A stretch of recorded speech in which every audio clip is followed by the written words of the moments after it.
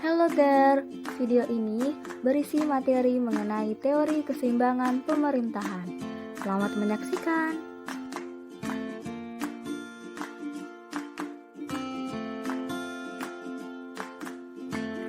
Komarudin dalam Ensiklopedia Manajemen mengatakan bahwa teori adalah seperangkat konsep, definisi, dan proposisi yang saling berkaitan dan menunjukkan gejala-gejala secara sistematis dengan menentukan hubungan-hubungan antara variabel-variabel dengan tujuan untuk menjelaskan dan meramal gejala-gejala itu. Sedangkan, menurut Nong Muhajir, teori itu merupakan hukum keteraturan yang merentang dari hukum keteraturan eksperimental, misalnya hukum Boyle, sampai ke hukum keteraturan kalkulus jenis, misalnya teori relativitas Einstein.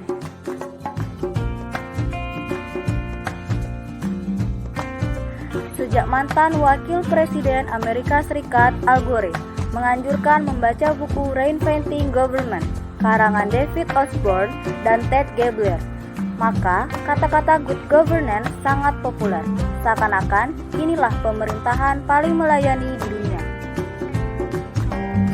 Government berasal dari kata to govern dalam bahasa Inggris, yang berarti memerintah atau menyuruh. Artinya, pemerintah berbuat yang baik dan benar. Itulah sebabnya kepala pemerintahan pada tingkat provinsi di Indonesia disebut gubernur, mirip dengan kata government. Pemberian akhiran ans dan akhiran man disesuai dengan tata bahasa Inggris. Pembicaraan tentang good governance dan clean government identik dengan membicarakan desentralisasi dan sentralisasi, sama dengan membicarakan demokrasi dan nasionalisme, dan begitu juga dengan membicarakan pelayanan dan kekuasaan.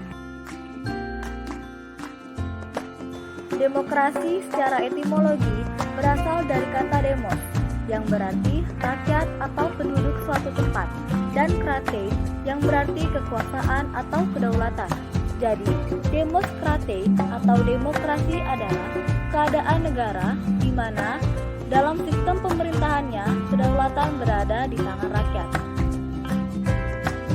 Ada 7 faktor yang mendorong apakah suatu negara akan memakai demokrasi yang terdesentralisasi atau nasionalisme yang kokoh tersentralistik. Sebagai berikut.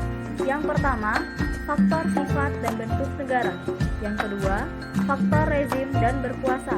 Yang ketiga, faktor geografis. Yang keempat, faktor warga negara. Yang kelima, faktor sejarah. Yang keenam, faktor efisiensi dan efektivitas. Dan yang terakhir, faktor politik.